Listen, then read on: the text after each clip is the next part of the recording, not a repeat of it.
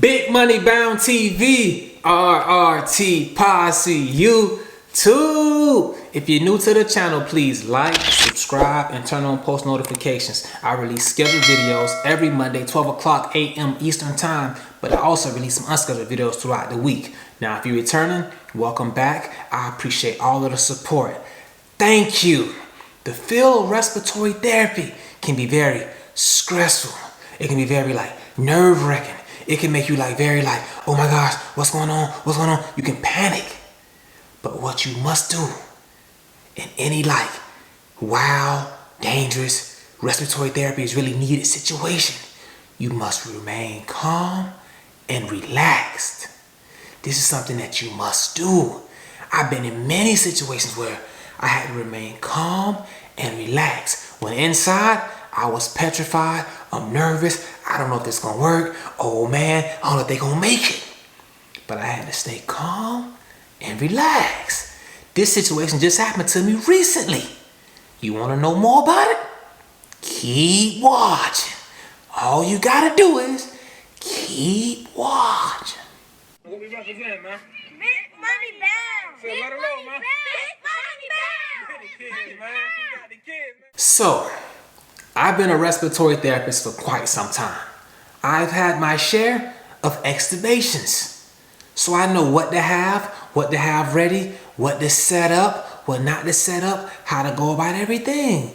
So when I was given the order to extubate a patient, I did the proper steps, the proper protocol to extubate this patient. Got an ABG, I did a weaning trial, everything was good, ABG was good, I checked my order.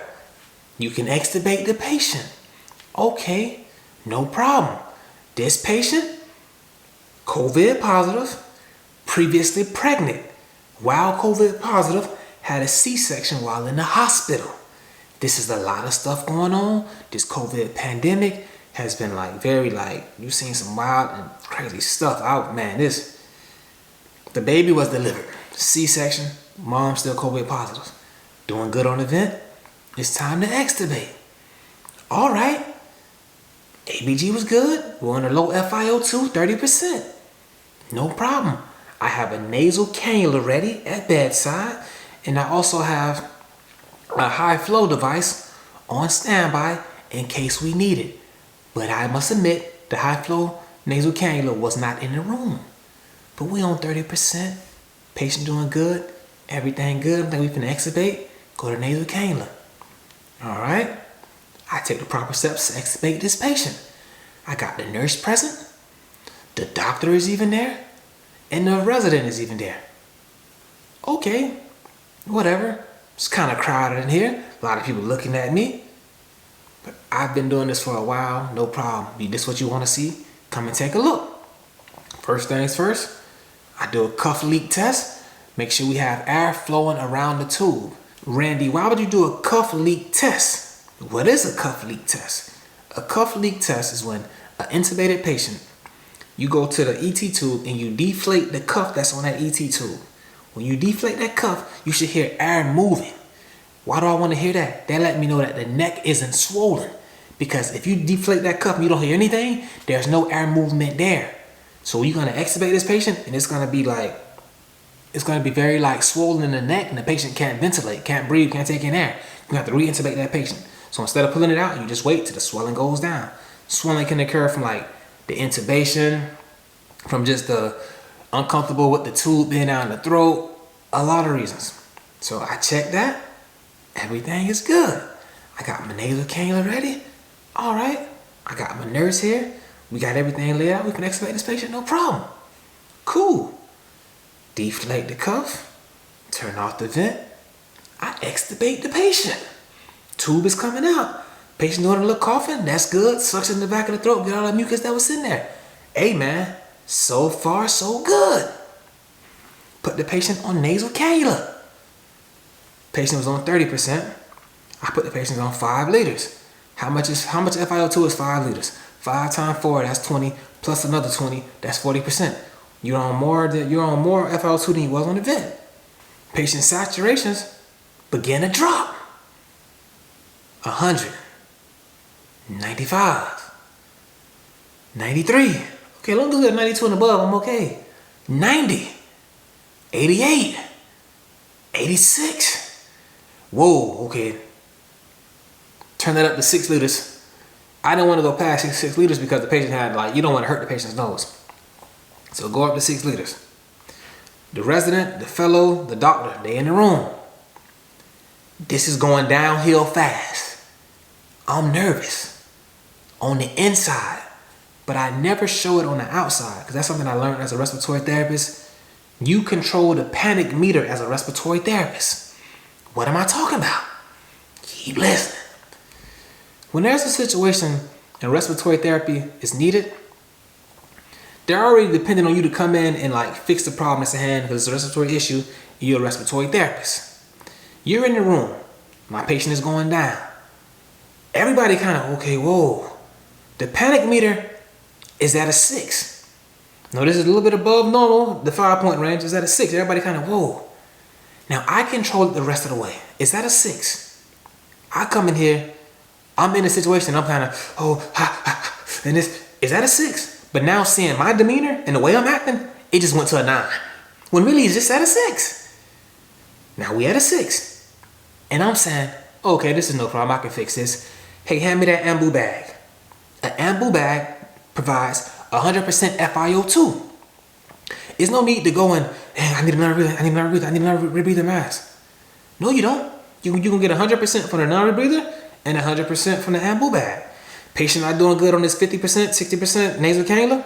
Okay, cool. Give me the ambu bag, flush it, which means turn it all the way up. Now put it on the patient's face. No need to bag or none of that. This is exactly what I'm doing. Okay, cool. Sats ain't going up. Hand me the ambu bag, flush it, put it on the patient's face. Sats still dropping. Man, we at 79. But I know this is 100%. I'm looking at the patient, not the numbers. That's saying 79. 79, somebody start to turn blue. Patient is improving. The SAT started to improve. At 88, 89, 94, 96. From holding that ambu bag there. That was quick thinking. That just come from like years of being in the field. So now I see the nasal cannula isn't working. We need to go to high flow. Somebody may be saying, well, I always had a non-rebreather mask by bedside anyways after I extubate a patient. I would have had a non-rebreather mask there anyways just to be sure the patient didn't need it. I would have had it because they probably would have needed it. First things first, if you extubating somebody with the thoughts of, I'm gonna need 100% FiO2, that patient should not be extubated. You shouldn't even be pulling that tube out if you're thinking, okay, I'm gonna go from this vent at 30% to 100% non-rebreather. Obviously that patient needs oxygenation. So why would you extubate them? But people gonna say things. That would make no sense. How would that make no sense? Because you check the FiO2 on the ABG. The PaO2 is going to tell you if it's a normal range of that FiO2, which is what we did. Everything was good. We don't need 100%. But sometimes things happen.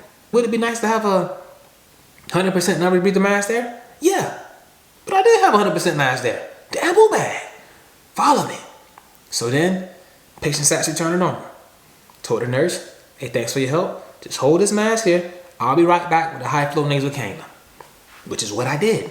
I went and got it. Came back to the room. I put the patient on like 45 over 60. 100% FiO2. 40 over 50. 96 FiO2.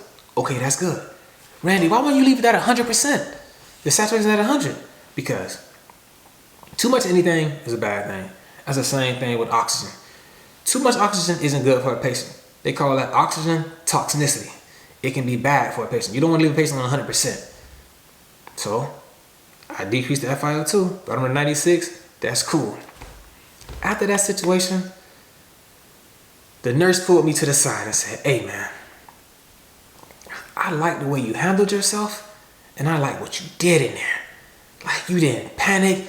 You was really like calm, collected, and relaxed under pressure. Cause I was getting nervous. But then I saw you weren't really like panicking. That calmed me down. And I understand what she's saying because the respiratory therapist controls the panic meter, which is why you have to be calm, and collected as a respiratory therapist.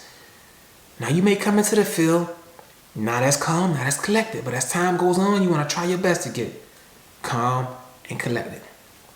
They call for a code blue, patient down, sats are dropping. When they see the respiratory therapist, they're thinking, okay, somebody that knows what's going on, they know what to do. So they already feel a little bit better now that you're there. Now, depending on how you act when you get in there, controls where that panic meter goes. They can be at a 9, and you come in there, all right, hand me this, hand me that. Okay, appreciate it, turn that up there. Okay, he's seeing like you know what he's doing. It went from a 9 to a 7. Okay, sir, you doing good? I'm finna save you. Don't worry, I'm finna help you out. Put this mask on. You feel like that's feeling a little bit better? Patient said, yeah, this does feel kind of better. It went from a 7, from a 9 to a 7. Now we at a 5. Patient still doing good. Now we at a 4, 3. You control that panic meter.